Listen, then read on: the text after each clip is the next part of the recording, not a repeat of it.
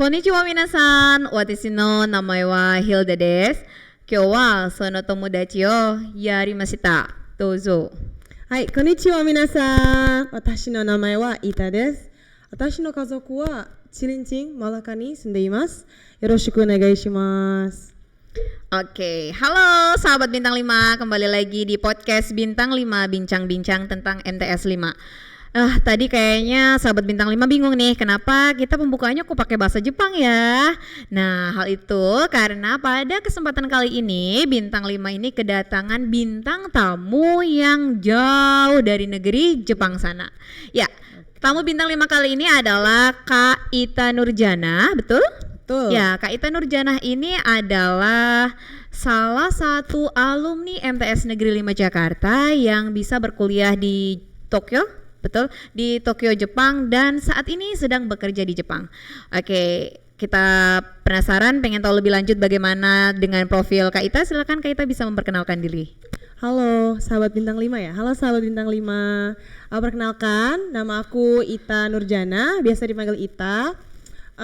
Saat ini alhamdulillah baru lulus dari S1 dari Tokyo International University dan sekarang sudah mulai bekerja di Osaka.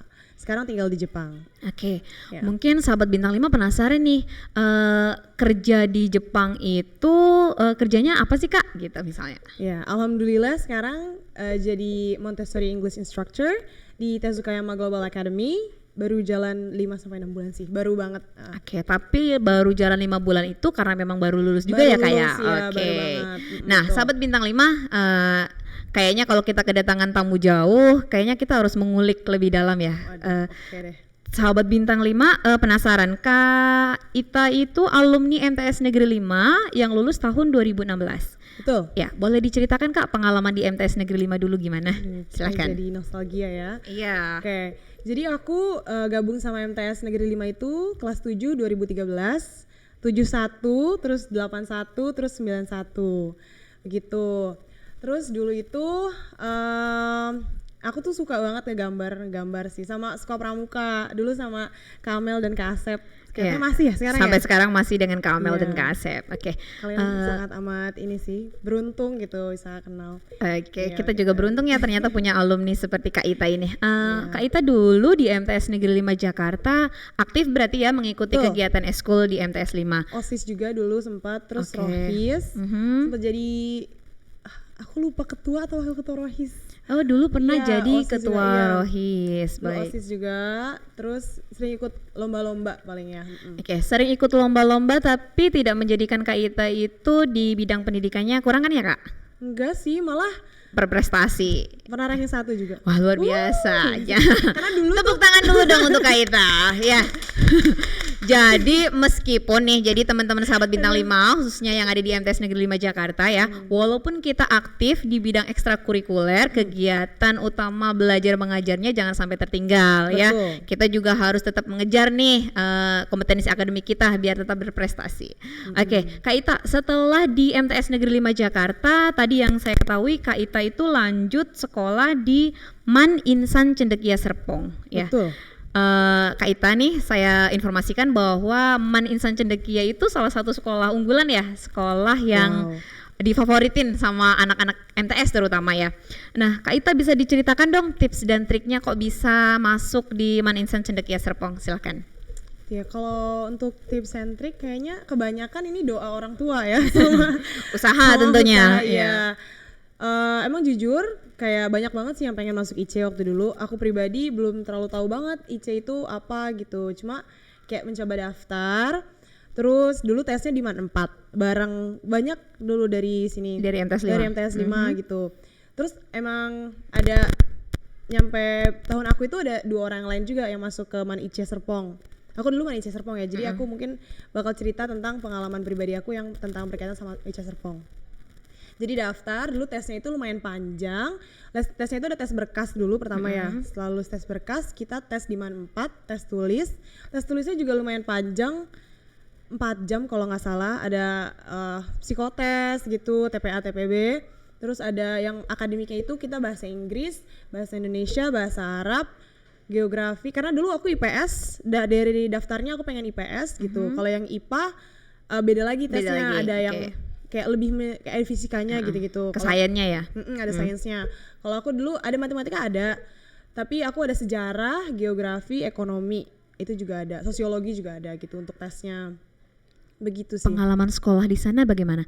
Karena begini Kak Ita, anak-anak MTS 5 ini khususnya menganggap ketika kita sekolah di MAN IC takut, hafalannya banyak sekali tahfiznya, ketakutan itu apakah memang benar di sana seperti itu atau bagaimana, silakan diceritakan. Jujur kalau untuk aku pribadi ya Ibu ya, Insan Cendekia Serpong itu kayak mencoba untuk ngebalance akademik sama agamanya. Jadi mungkin lebih condong ke akademiknya malah. Gitu. Untuk hafalan sendiri nggak diwajibkan sih kayak beberapa juz gitu, enggak.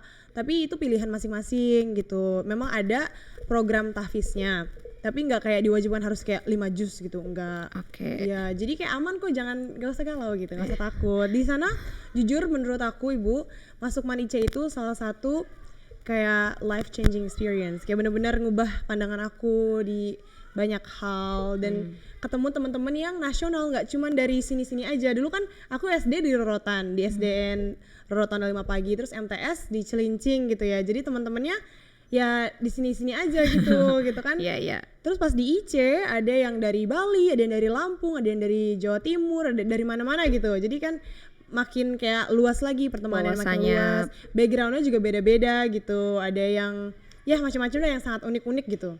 Ya, jadi buat pemirsa Bintang 5 berarti nggak usah takut ya untuk masuk MAN Insan Cendekia.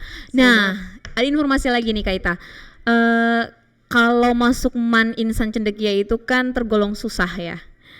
Ada nggak nih bocoran-bocoran ternyata bisa nih belajar ini nih gitu? Oke.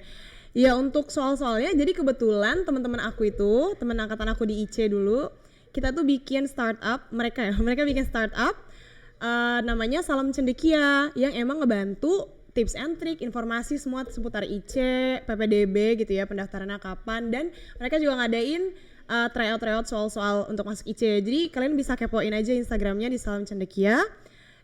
Bisa tanya-tanya juga sama adminnya begitu. Oke, nih jangan lupa nih buat yang penasaran, saya mau daftar di Insan Cendekia tapi bingung nih soal-soal apa yang harus saya pelajari. Tadi seperti yang Kak Ita bilang, boleh nanti dibuka di Instagram Salam Cendekia. Salam Cendekia. Oke, di Instagram Salam Cendekia nanti teman-teman bisa belajar, ada tryout soalnya yang ada di sana. Oke. Itu juga ada websitenya juga kalau nggak salah, dan membantu banget sih kayaknya, karena yang bikin itu kan emang anak IC ya, emang yang udah tahu gimana soalnya betul. Juga kayak gimana kehidupan di IC dan segala macamnya, jadi membantu sekali insyaallah. Oke.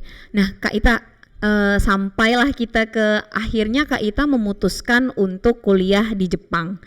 Saya mau tahu nih, kepinginan untuk sekolah di Jepang itu setelah daftar di IC, setelah Kak Ita sekolah di Insan Cendekia, atau dari Kak Ita masih di MTS Negeri 5 Jakarta? Oke, ini sangat unik dan sangat seru sekali ya sebenarnya pertanyaan itu, karena gimana gitu, bapak saya kebetulan seorang supir, dulu juga di sini dapat KJP waktu dulu di MTS. Sama gitulah ya, nggak kebayang gitu anak Malaka gitu, anak Cilincing kok mimpinya tinggi-tinggi banget gitu. Jadi dulu pas di MTS kelas 2, kelas 8 inget banget pernah nonton drama Jepang judulnya Dragon Sakura, tentang orang-orang yang pada pengen masuk University of Tokyo Todai ya, kalau di Jepang terkenal Tokyo Daigaku gitu.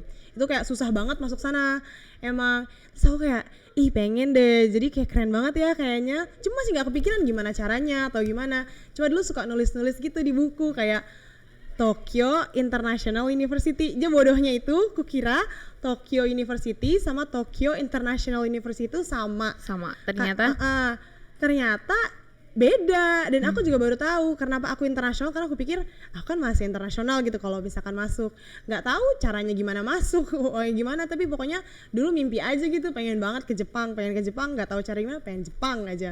Terus kebetulan alhamdulillahnya di IC pas kelas 9 kelas 12 kelas 3 datang dari timnya. Mau batuk bener lo ya. Oke.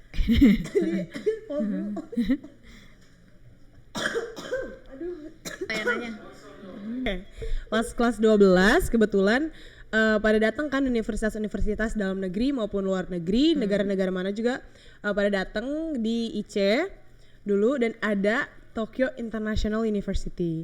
Jadi sebelum itu aku bahkan nggak tahu itu tuh exist gitu, itu ada gitu universitas itu gitu. Jadi ya udah coba aja daftar. Kebetulan pada saat itu mereka menawarkan ada beasiswa 100% yang gratis biaya kuliahnya di sana. Jadilah daftar. Jadi bener-bener kayak dari cuman tulisan-tulisan ngasal gitu, ya cuma mimpi doang. Siapa sih gitu anak supir mimpinya tinggi-tinggi banget ya.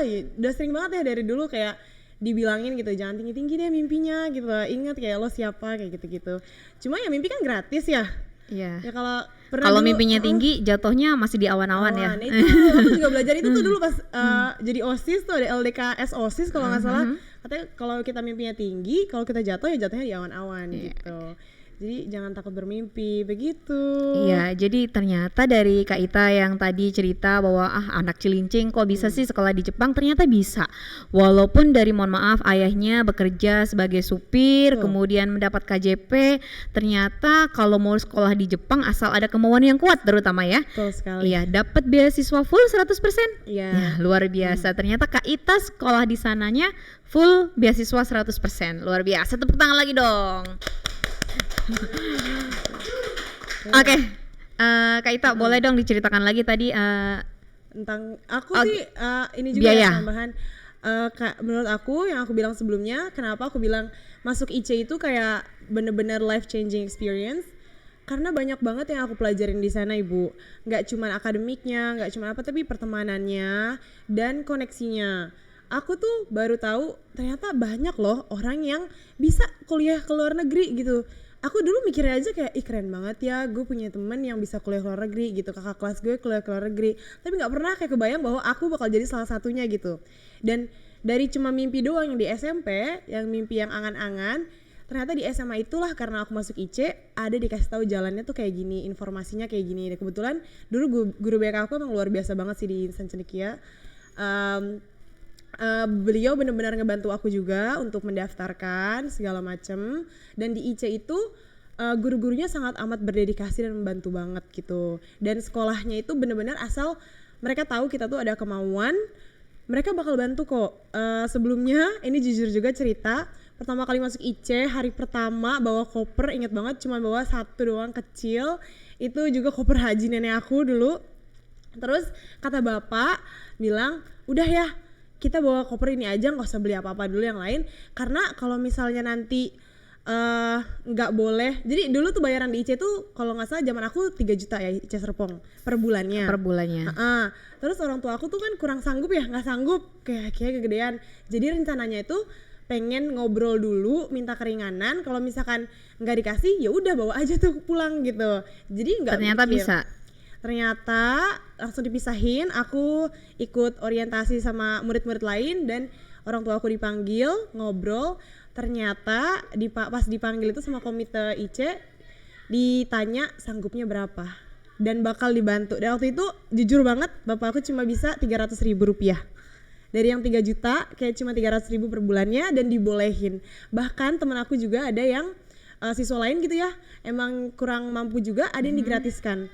Jadi Insan Cendekia Serpong tuh bener-bener sangat pengertian banget. Jadi maksudnya jangan takut gitu. Benar, buat Bener-bener. anak MTS Negeri 5 Jakarta yang mau mencoba mendaftar sekolah di Insan Cendekia, tolong momok-momok yang menakutkan itu ternyata tidak sesuai dengan yang kalian bayangkan, bahwa ternyata itu banyak jalan. Kalau kalian memang punya impian, saya pengen masuk di Insan Cendekia, berarti kalian pasti bisa, gitu ya Kak ya? Bisa banget deh. Oke, Yang penting masuk dulu gitu ya. Iya, Semangat. setelah itu boleh dong diceritakan pengalaman kuliah di Jepang. Oke. Khususnya kan di Jepang ini kan mayoritas non muslim ya Kak. Of course ya. Mayoritas non muslim, dan bagaimana kita tetap menjaga keimanan kita, maksudnya Asik. biar nggak ikut-ikutan sama yang lain. Misalnya teman-teman saya nggak pada pakai Makan jilbab juga, nih, cara saya mau makan juga. ya saya mau lepas jilbab aja deh misalnya, atau cara makannya atau makanan yang ada di sana, mungkin untuk mencari makanan-makanan yang halal kan mungkin tidak semudah yang ada di Indonesia ya Kak ya.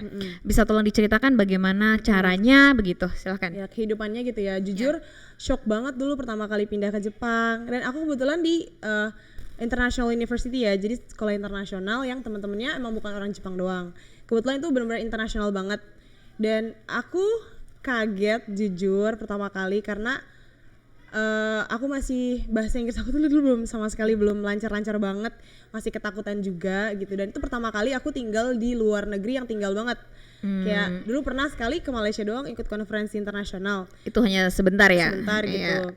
Terus ya pas di sana adjustmentnya gitu, penyesuaian dirinya juga lumayan lama. Aku pasti menurut aku kayak iman itu ujian bagi semua orang gitu ya. Aku juga nggak yang paling baik gitu, nggak selamanya konsisten, banyak juga kayak tantangannya. Tapi alhamdulillahnya gitu teman-teman aku di sana juga banyak juga yang muslim. Bisa diterima berarti ya maksudnya. Ini juga sih menurut aku Jepang dibanding negara-negara di Eropa ya nggak terlalu yang kayak ini banget sih, pasti ada diskriminasi ya di mana-mana ya, namanya beda gitu ya. Tapi untuk nyari makanan banyak juga alhamdulillah yang halal itu udah banyak gitu ya. Ramen di Tokyo itu ada banyak kayak Honolulu gitu, semuanya alhamdulillah udah ada. Toko Indonesia juga ada, restoran Indonesia juga ada, alhamdulillah gitu. Itu kayak preferensi pribadi aja sih kalau makanan, bisa masak juga. Sebentar, saya coba potong. Untuk biaya hidup di Jepangnya juga dapat beasiswa. Maksudnya ketika beasiswa itu sudah di cover dengan biaya hidup atau hanya biaya kuliah? Jadi beasiswa aku itu biaya kuliah aja dari Tokyo International University, namanya Tokyo International University Special Scholarship. Yang itu untuk biaya kuliahnya aja.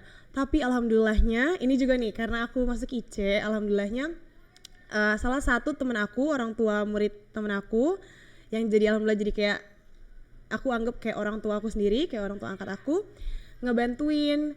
Beliau punya kenalan Di Jepang? Enggak, kayak beliau bekerja di sini di bagian bea cukai di Indonesia. Terus beliau kayak ngebantuin aku untuk kayak presentasi di depan teman-teman beliau gitu, untuk nyari dana untuk biaya hidup aku gitu. Jadi beasiswa juga tapi lewat kayak aku bikin proposal, betul. terus aku presentasiin kayak gimana rencana hidup aku di sana, aku mau ngapain, jadi nyari lagi gitu. Alhamdulillah dibantu biaya hidup aku sampai lulus. Luar biasa sekali. Nah, untuk setelah lulus itu memang Kak Ita itu memang pengen lanjut kerja di Jepang aja. Berarti kan kalau berpikir aku mau kerja di Jepang berarti kan memang nyaman ya di sana ya. Atau sebenarnya sekarang ini masih nggak tahu juga Bu, nanti saya pengen balik ke Indonesia gitu misalnya. Atau memang sementara belum ada bayangan untuk bekerja di Indonesia? Jujur aku sih terbuka sama opportunity apa aja ya. Kayak di Jepang jujur nyaman, alhamdulillah aku sekarang dapat pekerjaan yang manajer aku tuh orang muslim, orang dari Mesir. Aku boleh sholat, terus kayak berjilbab itu welcome banget. Bos aku juga kebetulan sangat amat baik sekali, beliau seorang perempuan yang jadi bener-bener kayak ideal banget gitu. Dan sekolahnya juga aku nggak cuman ngajar doang, itu kan sekolah Montessori ya, jadi aku juga bagian editing, video making, aku juga bagian design, sometimes aku bikin desain juga, aku juga kadang-kadang nge-handle social media juga. Jadi kayak aku belajar banyak banget dalam kayak kerjaan aku itu. Dan juga orang-orangnya sangat suportif, sangat internasional, sebenarnya nyaman banget gitu kalau dipikir-pikir ya. Tapi adalah tidak menutup kemungkinan ya. Ya, oke, pengen balik juga ke sini gitu. Jadi ya namanya awal 20-an gitu ya. Aku masih 23 tahun, masih galau-galau nih karir aku, pengen kemana. Aku pengen banget S2 gitu. Jadi mungkin nggak menutup kemungkinan aku bakal balik Indonesia. gitu. Oke. Begini Kak, ketika kita tinggal di Jepang tentu saja kan jaraknya tidak sedekat kalau misalnya dari sini cuma ke Bandung, ke Jawa gitu ya untuk kuliah. Selama kuliah dan bekerja, bagaimana sih cara kita mengatasi rasa rindu kita dengan keluarga? Bagaimana cara kita mengatasi rindu kita dengan Indonesia? Apa yang dilakukan Kak Ita untuk mengobati itu semua? Ya paling telepon ya, orang tua itu tuh nomor satu, keluarga. Karena jujur kita tuh sekolah di luar negeri tuh nggak mudah secara emosional, secara mental tuh harus benar-benar kuat banget. Ibu, ini yang satu hal yang benar-benar aku kaget juga gitu ya. Kan kukira dulu udah 3 tahun nih di IC, udah lama di rumah, nggak di rumah gitu, udah lama jauh dari rumah. Kukira kayak it's okay, everything's gonna be okay. Ternyata ya beda challenge-nya gitu. Pas udah kesana harus banyak dorongan support dari orang tua, harus teleponan setiap hari, kayak kalau nggak setiap hari ya beberapa kali gitu lah. Jangan putus, sama teman-teman di Indonesia juga gitu, komunikasinya tetap. Terus di sana itu ada restoran Indonesia dan kebetulan dulu aku sempat jualan juga di sana makanan gitu. Indonesia. Iya, buka sama Indomie? teman aku. Enggak sih, nasi kuning, dulu sempat Nasi bikin kuning. bakso, mie gitu, ayam luar gitu. biasa. Iya, ya kayak gitu. Jadi sambil connect juga sama orang-orang Indonesia di sana. Di sana juga sering dulu ada acara-acara dari KBRI gitu ya, sering main ke sana juga. Oke, luar biasa sekali ya obrolannya. Kayaknya kalau misalnya kita nggak jeda nih, kita bakal sampai malam. Tapi ternyata podcast Bintang 5 itu dibatasi dengan durasi, pemirsa sahabat Bintang 5. Jadi mungkin waktu kita sudah tidak banyak. Sebelum podcastnya kita tutup, boleh dong Kak Ita berikan pesan sama teman-teman di MTS Negeri 5 Jakarta. Silakan Kak Ita. Oke, apa nih ya? Oke, untuk adik-adik teman-teman di MTS, jangan takut-takut buat bermimpi gitu. Kita semua sama kok, meskipun kita memiliki privilege yang berbeda ya dengan kebanyakan orang-orang yang mungkin sekolah ke luar negeri kemana, tapi kita tuh juga bisa gitu. Sebenarnya kita bisa asal kita punya kemauan. Jadi jangan takut bermimpi, dan kalau misalkan kalian pengen sesuatu, go for it. Jangan takut mentang-mentang kayak orang banyak yang ngeraguin kalian. Believe in yourself, kayak percaya diri aja. Banyak berdoa, insya Allah kalian bisa jadi apapun yang kalian mau gitu. Kalau misalkan Allah udah ngasih kalian kayak mimpi nih, misalkan aku mau jadi ini, kalau Allah udah ngasih ide itu, percaya aja Allah bakal ngasih jalan asal kalian mau gitu. Oke, luar biasa sekali. Jangan takut untuk bermimpi untuk anak-anak MTS Negeri 5 Jakarta. Mudah-mudahan ke depan tidak hanya Kak Ita, tapi banyak juga alumni di MTS Negeri 5 Jakarta yang bisa belajar sampai ke luar negeri, bahkan bisa sampai bekerja di sana. Terima kasih Kak Ita sudah mau berbincang-bincang di Bintang 5. Sayang sekali waktu kita sudah habis. Saya dan Kak Ita mohon undur diri dulu, kita akhiri ya. Terima kasih. Wassalamualaikum warahmatullahi wabarakatuh. Sampai jumpa. Sampai jumpa.